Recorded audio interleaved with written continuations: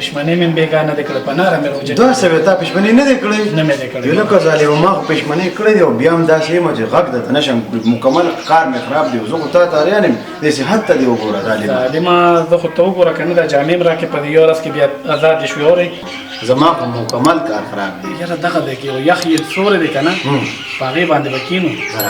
او زه یو ډېر بوتل به م راوالو هلکه بس هي او ته نه وې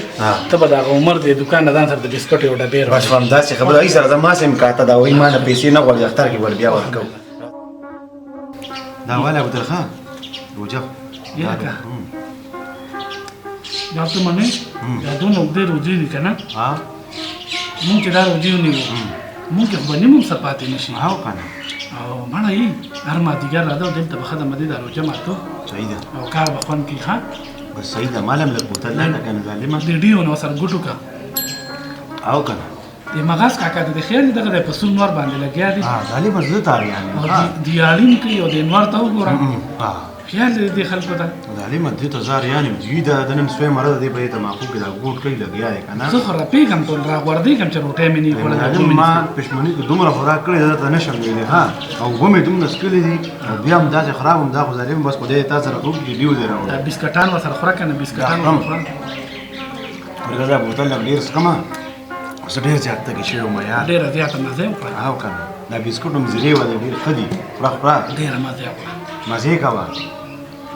که دغه دی کې خبیب را روان دی دا ګنجا او که نه دې بیا زما پلار ته شکایت دا کوي شی څه بچکه زه خو وایم زه چې زه د دې نه دا شی څه بچکه زه چې ځو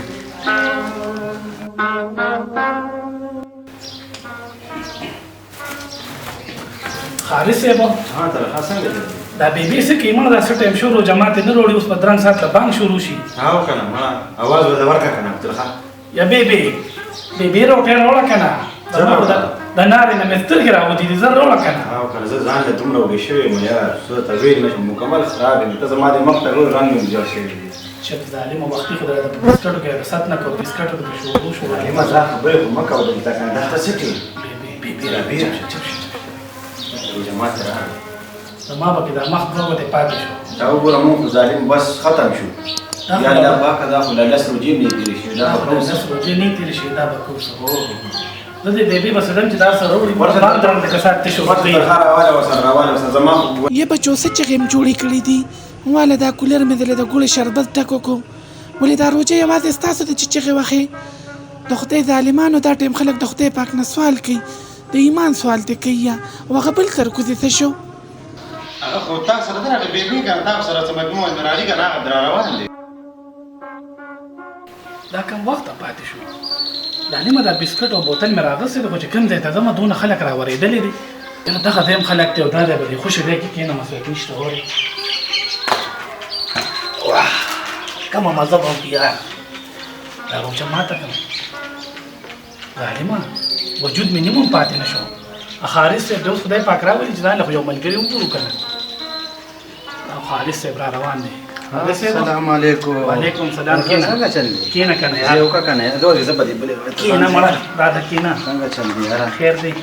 تا خو بیا بسکټ بوتل راغستی دی یاره بسکټ مې راوړي دي او زیره بسکټ ډېر زبردست دی خالص صاحب دا یخ بوتل مې د فکرۍ نه راواغستو او زه خو یم راځه چې وکړو یاره ابوطلخان زه خو نورې روژې نه خورم یار ما خو والله بېګا توبه وباسرې ده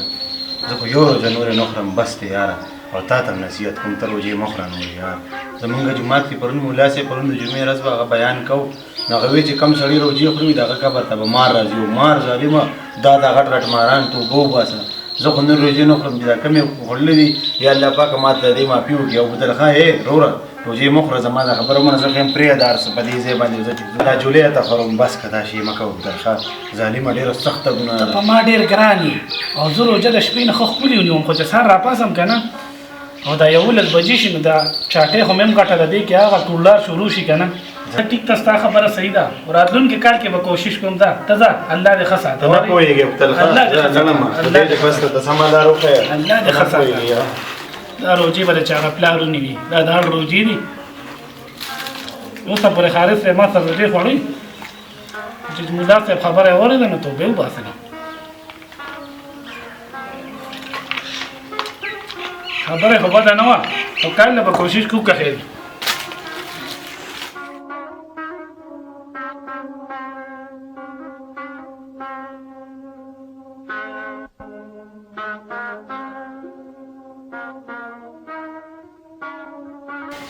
علیکم مغازه څنګه چلې مغازه خیر دی لکه مغازه تعلیم دې ګرمۍ ته وګوره دې روجې ته وګوره دا دومره لرګي ته راوړل ته ستړی کېږې نه یاره یاره خالصه داسې کار دی چې دا روژه خو په عموما د خدای طرف نه پاره شوې ده بالکل چې په دې روژه کې خپل کار کوم او ورسره چې کار کوم نو ما ته پکې سکون میلاویږي یار 3 بجې دي نو خیر دی لږ ارام خو کوه دا د روژې خپل برکت دی ما له خدای پاک همت راکړی دی په دې وجه باندې زه کار کوم زه پرې خوشحاله یم یاره قسم دی که نه چې ستا غونته سړی مې ولیدو که نه او دا کار چې څنګه کېد اړه مې خوشحاله شو مغازه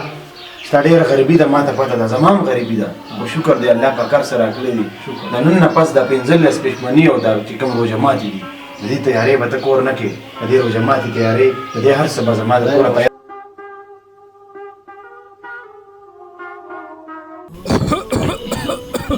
تبا شم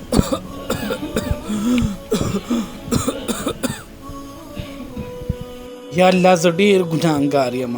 یا الله ما پرځي روجې ونه نیولې هغه روجې چې ماشومانو به نیولې یا الله زه ډېر ملامته یم یا الله ستا نه څنګه معافي وغواړم یا رب ته ډېر غیرتي ذات یې یا الله ته راته معافي وکړې یا الله ستا نه علاوه مې اوس یو اسره نشته یا الله ته را باندې فضل او رحم وکړي تبا شم السلام علیکم بس کینه ډډه تلخه څنګه یار دې کې مې لږ تاله فروټ راوړي دي خیر دی بیمار شوی تلخه څنګه یې ښه څه ګزاره دې شوې ده بس خیر دی یار